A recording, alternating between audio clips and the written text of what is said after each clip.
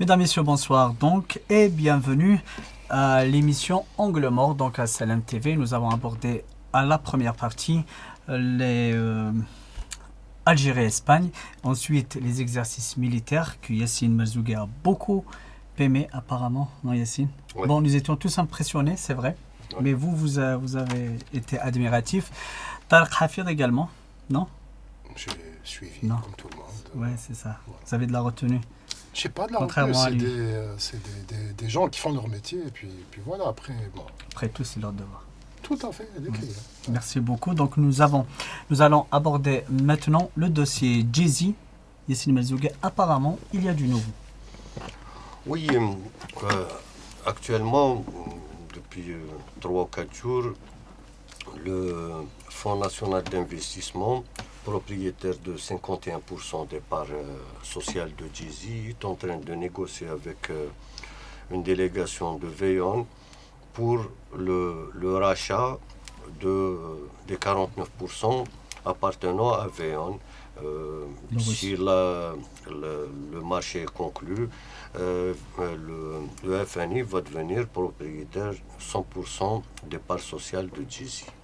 Bon, les discussions sont en cours, on ne sait pas comment ça va se faire. Il y a aussi une discussion autour d'une phase transitoire où une équipe de Veillon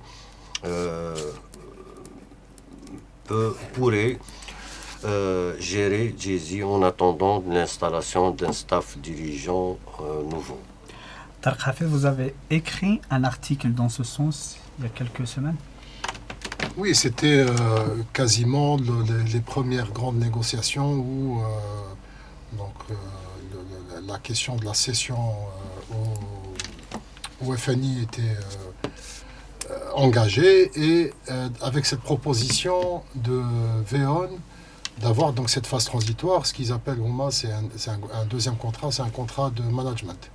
C'est-à-dire faire en sorte que Veon accompagne donc l'opérateur, qu'il n'y ait pas de changement sur le plan des procédures, et c'est-à-dire qu'il y ait un accompagnement, et en même temps aussi un accompagnement aussi pour au moment de la revente par l'État algérien, parce que théoriquement c'est ce qui a été retenu, puisque l'État se retrouve maintenant dans une situation de monopole, enfin va bientôt se retrouver dans une situation de monopole avec deux opérateurs. Est-ce que c'est l'Algérie qui a voulu acheter ou bien c'est l'autre qui voulait vendre? Il y a dans le pacte d'associés donc, qui a été signé, je crois que c'était en 2014.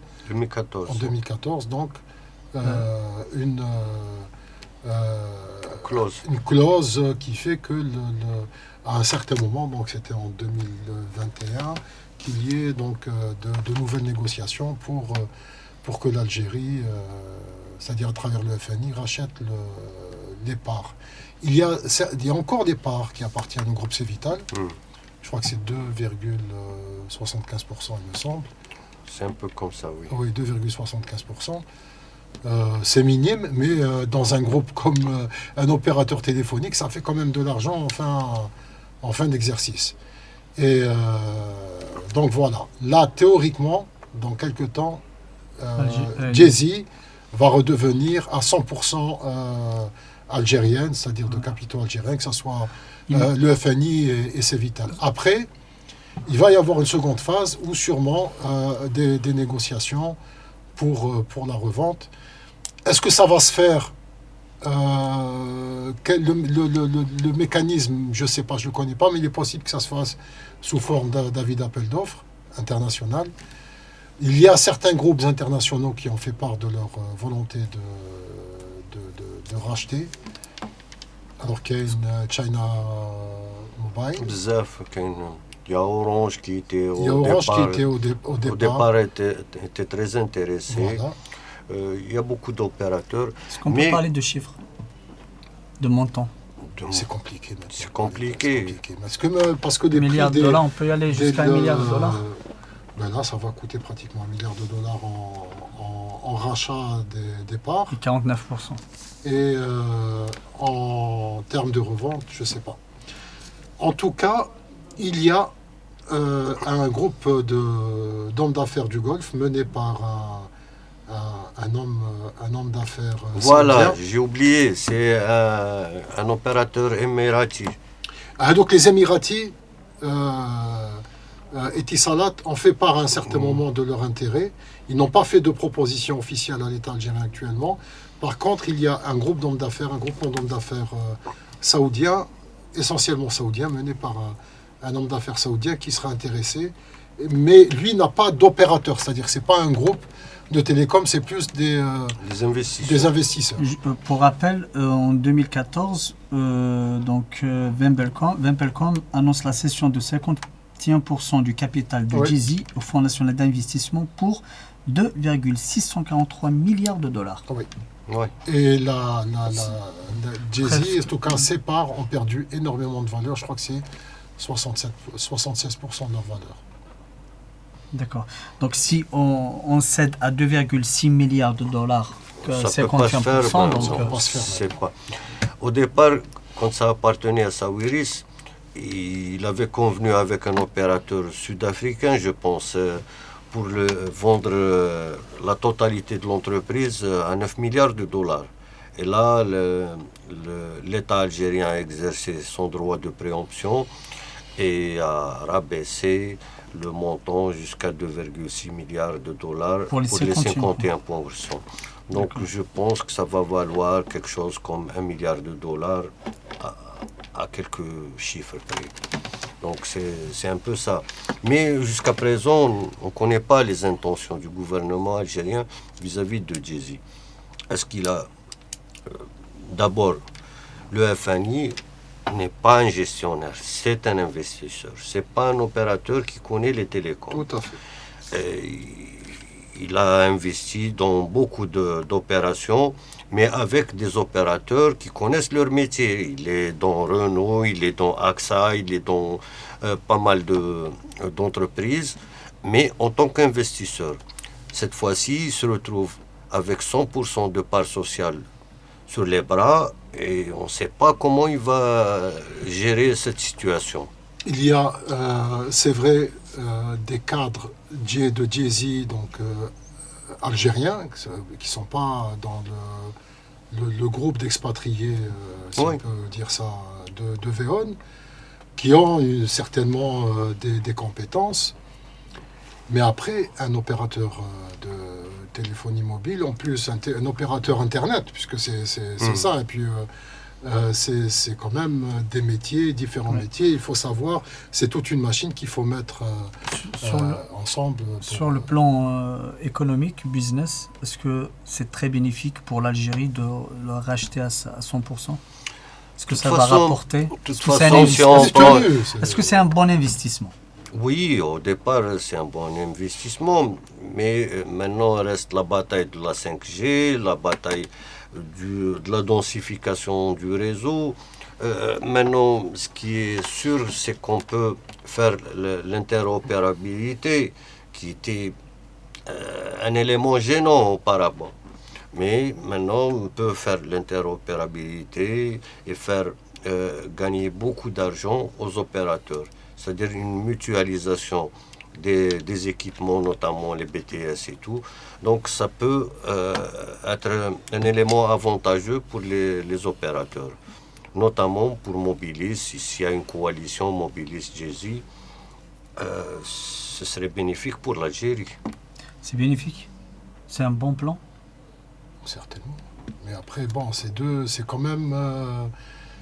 il y a l'État en haut, il y a le FNI d'un côté, de l'autre côté, il y a le groupe Algérie Télécom. La bonne formule, après le rachat. Oui, mais, mais après, s'il y a des décisions qui sont prises au moment de la phase transitoire et qu'il y a le nouvel opérateur qui vient, donc qui va racheter. On ne sait pas. On ne sait pas encore. Donc, on ne peut pas se prononcer. C'est vraiment une situation qui est complexe.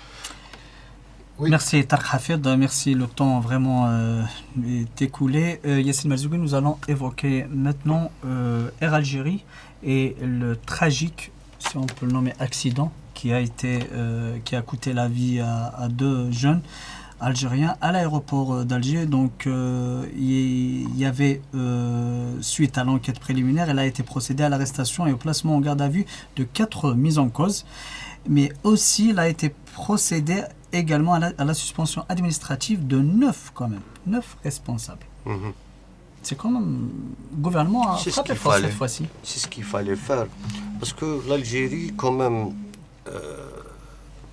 pendant le terrorisme, il faut se rappeler qu'il y a eu détournement d'un avion. Et l'Algérie a déployé énormément d'efforts pour dire que nos aéroports sont sécurisés.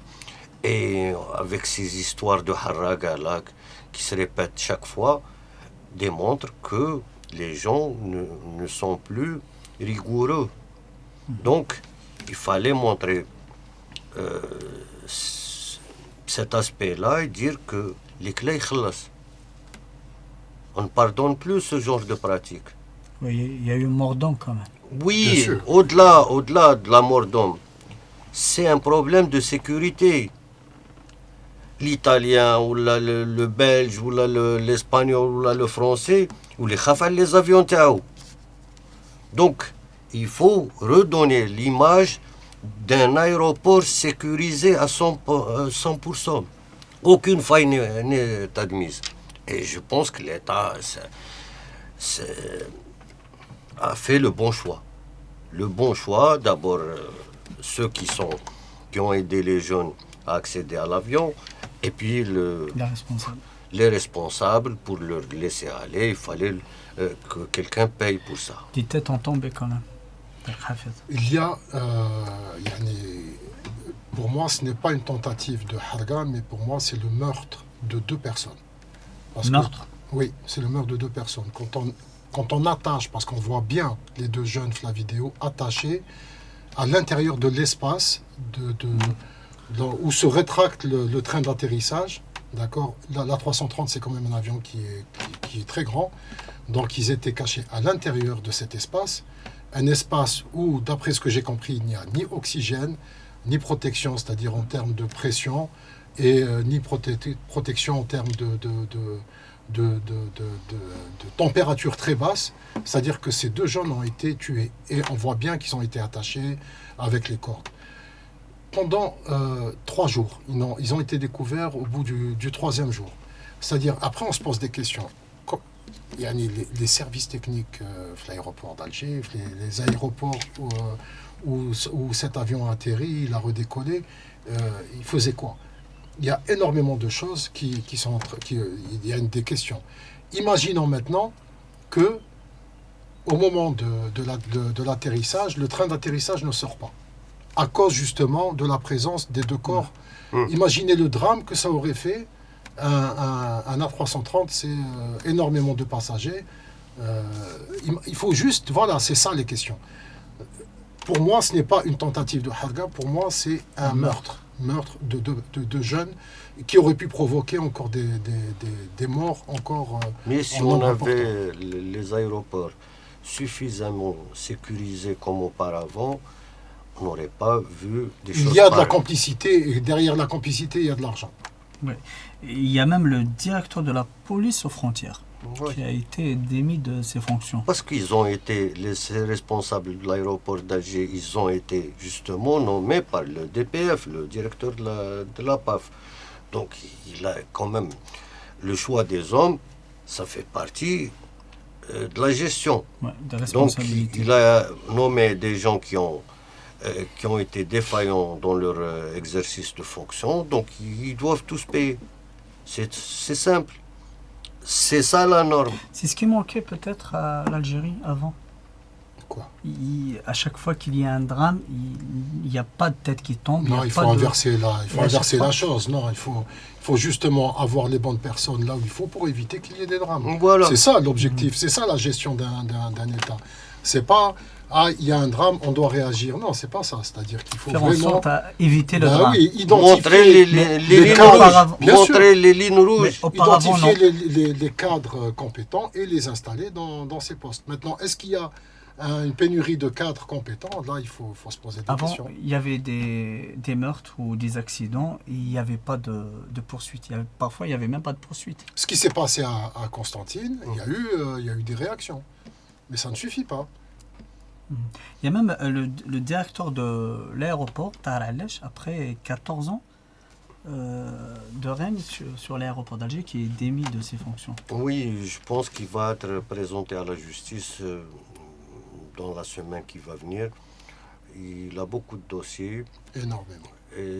Mais si ce n'est pas ce drame, il est toujours en poste. Non, ça n'a rien à voir avec ça. Absolument rien à voir avec ça. C'est des dossiers qui étaient à la phase enquête. Oui.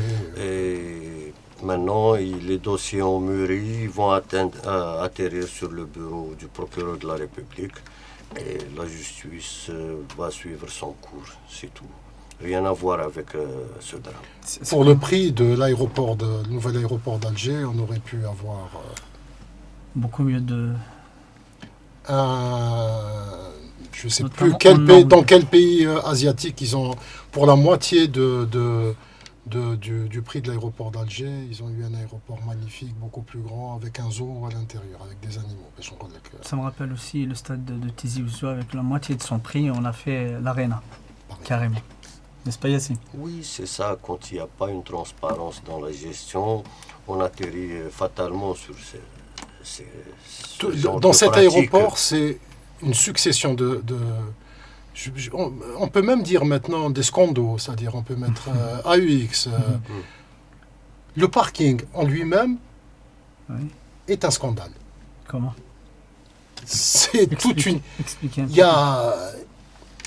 Comment expliquer qu'on ait contacté le premier fournisseur de système de gestion de parking et que finalement on a éliminé cette entreprise parce que l'aéroport d'Alger refusait de traiter avec le représentant en Algérie de cette entreprise. Oui, c'était on dirait un empire familial. C'est une L'aéroport d'Alger était géré de cette manière. L'ancien PDG, il avait beaucoup de connexions avec des gens bien placés, hautement placés d'ailleurs. Donc, il pouvait se permettre des choses. Il y avait aussi beaucoup d'argent qui passait. Oui, beaucoup d'argent, c'est évident. Ah bon? Mais il y avait des valises d'argent. Oui, la gestion des devises à travers les aéroports, c'est connu et ça ne va jamais s'arrêter. C'est un mouvement illégal de fonds qui est tout à fait logique. Les gens payent pour pouvoir évacuer leur liquide, de l'or. D'ailleurs... Il y avait une affaire dans ce sens. Oui. Des affaires. Oui, non, une grande affaire juste au début du Hirak. Bon, on ne peut pas en parler, c'est en phase d'instruction, on ne peut pas en parler. Mais il y a eu beaucoup de choses illégales à l'aéroport d'Alger. Lui-même, sous contrôle en liberté provisoire, le PDG. Donc, le juge d'instruction lui a retiré le passeport. Ok, c'est un fait. Mais il avait le badge de la zone internationale. C'est quoi ça? C'est-à-dire qu'à tout moment... Quasiment, il pouvait rentrer dans un avion et partir. Et voilà. Il n'avait pas besoin de passeport pour monter à bord d'un avion. Merci beaucoup Yassine Merzougui, merci d'être là aujourd'hui encore, merci Tarek Hafid. Merci d'être là. On se retrouvera jeudi prochain. Bark, une question. Oui. Tu avais promis aux téléspectateurs l'émission de lundi, où il faut expliquer que l'opposition je continuerai à inviter l'opposition notamment dans cette émission. C'est vrai, j'ai d'énormes difficultés à les convaincre de venir à l'émission. Pourtant, j'ai donné toutes les garanties pour s'exprimer librement. Mais je vous promets d'essayer encore et de réessayer encore. Pour moi, c'est le métier. Il faut dire toute la vérité, pas une moitié. On va dire la moitié aujourd'hui. Il se permet des choses. vis-à-vis du gouvernement, tirer à le ministre, dire ouais habite, mais face à l'opposition, c'est ça Chabaouia. Pas face à l'opposition. Je pense